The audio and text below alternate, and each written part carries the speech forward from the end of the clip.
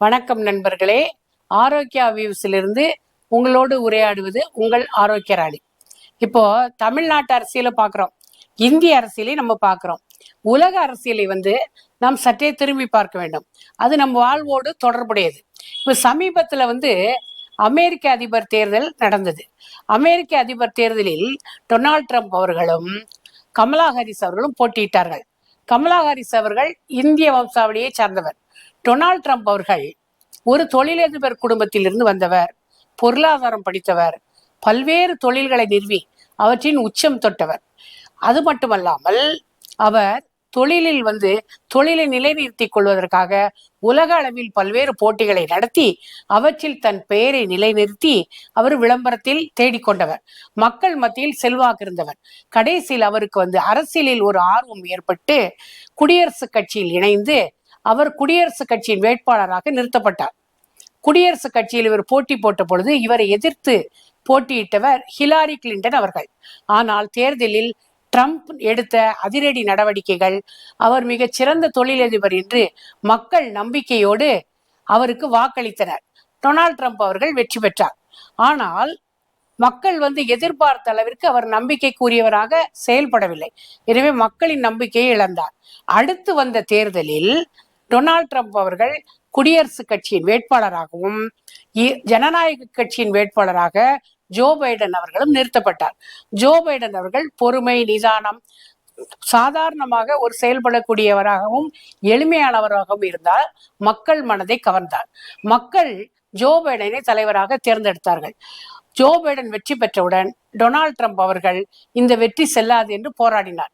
இறுதியில் ஜோ பைடனுடைய வெற்றி நிச்சயிக்கப்பட்டு அவர் வெள்ளை மாளிகையில் குடியேறினார். அதற்கு பின் சமீபத்தில் நடந்த தேர்தலில் ஜனநாயக கட்சியின் வேட்பாளராக மீண்டும் ஜோ பைடன் நிறுத்தப்பட்டார். குடியரசுக் கட்சியின் வேட்பாளராக டொனால்ட் ட்ரம்ப் நிறுத்தப்பட்டார். ஆனால் என்ன ஆயிற்று என்றால், வயது மூப்பின் காரணமாகவும் தளர்ச்சியின் காரணமாகவும் ஜோ பைடன் பாதியிலேயே விலகி கொண்டார். தனக்கு பதிலாக கமலா ஹாரிஸ் அவர்களை வேட்பாளராக நிறுத்தினார். கமலா ஹாரிஸுக்கு போதிய நாட்கள் கிடைக்கவில்லை. 4 மாதங்களே இருந்தன. அதற்குள் அவர் போராடி தேர்தல் பரப்புரை செய்ய வேண்டியதாயிற்று. டொனால்ட் ட்ரம்ப் அவர்கள் தன்னுடைய பல்வேறு உத்திகளை கையாண்டு, எலன் மஸ்க் அவர்களும் அவருக்காக ரொம்ப போராடி தேர்தல் பரப்புரை செய்தார்கள்.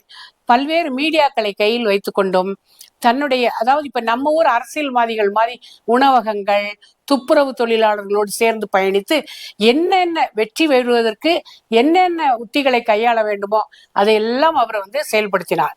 ஆனாலும் தேர்தல் முடிவுகள் நெருங்கும் நேரத்தில் கருத்து கணிப்பில் கமலா ஹாரிஸே முன்னிலையில் இருந்தார். ஆனால் இறுதியில் முடிவுகள் வரும் பொழுது டொனால்ட் ட்ரம்ப் அவர்கள் வெற்றி பெற்றதாக அறிவிக்கப்பட்டார். டொனால்ட் ட்ரம்ப் அவர்கள் வெற்றி பெற்ற பொழுது அவர் கூறியது, நான் உலக அமைதிக்காக பாடுபடுவேன், அமைதியை நான் கொண்டு வருவேன் என்றார். ரஷ்ய உக்ரைன் போரில் அவர் உக்ரைனுக்கு நிறைய சப்போர்ட் பண்ணியிருக்கார். பொருளாதாரத்திலும் எல்லா உதவிகளும் செய்திருக்கார். அதனால இவர் என்ன சொல்றாருன்னா, திரும்பவும் நான் அமைதியை கொண்டு வருவேன் அப்படிங்கிறாரு. அவருடைய ஒரே நோக்கம் என்னன்னா, அமெரிக்காவை முன்னிலைப்படுத்துவது, எல்லா விதத்திலும் அமெரிக்காவை மிகச்சிறந்த மாகாணமாக கொண்டு வருவது என்பதுதான். அதனால் இப்ப அமெரிக்காவில் நிறைய வேலை வாய்ப்பு இல்லாமல் இளைஞர்கள் இருக்கிறார்கள். வெளிநாடுகளிலிருந்து இங்கு பெரிய ஒரு பொசிஷன்ல நிறைய பேர் வெளிநாட்டவர் இருக்கிறார்கள். அதனால் அவர் என்ன நினைக்கிறார், அமெரிக்காவிலேயே பல்வேறு தொழில்களை தொடங்கி இளைஞர்களுக்கு, வேலை இல்லாத இளைஞர்களுக்கு வாய்ப்பு கொடுக்க வேண்டும் என்கிறார். இவர் இவருடைய நிலைப்பாடு நமக்கு சாதகமா பாதகமா என்று பார்க்கும் பொழுது 2 விதங்கள். ஒன்று, வெளிநாட்டு பொருட்கள் எல்லாம் அமெரிக்காவில் இறக்குமதி செய்யும் பொழுது அவைகளுக்கு இவர் டாக்ஸ் அதிகமா, வரி விதிப்பு அதிகமா செய்து அவற்றின் விலையை உயர்த்துகிறார். உள்ளூரில் நிறைய தொழில்களை நிறுவி அவற்றினுடைய தரத்தை உயர்த்தி உள்ளூர் மக்கள் வேலை வாய்ப்போடு உள்ளூர் பொருட்களை வாங்கும் நிலைக்கு அவர்களை உருவாக்குகிறார்.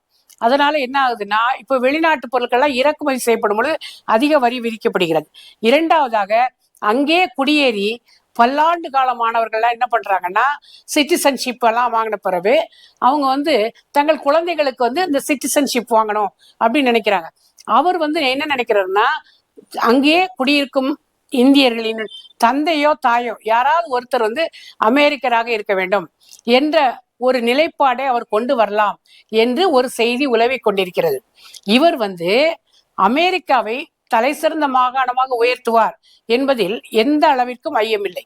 ஆனால் பிற நாடுகளோடு இவர் நல்லுறவில் இருப்பாரா, வியாபார ரீதியாக நல்ல தொடர்பில் இருப்பாரா என்பது போக போகத்தான் தெரியும். இவருடைய வெற்றி நமக்கு சாதகமா பாதகமா என்பது வரும் காலங்களில் இவர் எடுக்கும் நடவடிக்கைகள் தான் நாம் தெரிந்து கொள்ளலாம். எனவே நாம் பொறுத்திருந்து டொனால்ட் ட்ரம்ப் அவர்கள் எப்படி செயல்படுகிறார் என்பதை நாம் பார்க்கலாம். இந்த சேனல் உங்களுக்கு பிடிச்சிருந்தா லைக் பண்ணுங்க, சப்ஸ்கிரைப் பண்ணுங்க. நன்றி, வணக்கம்.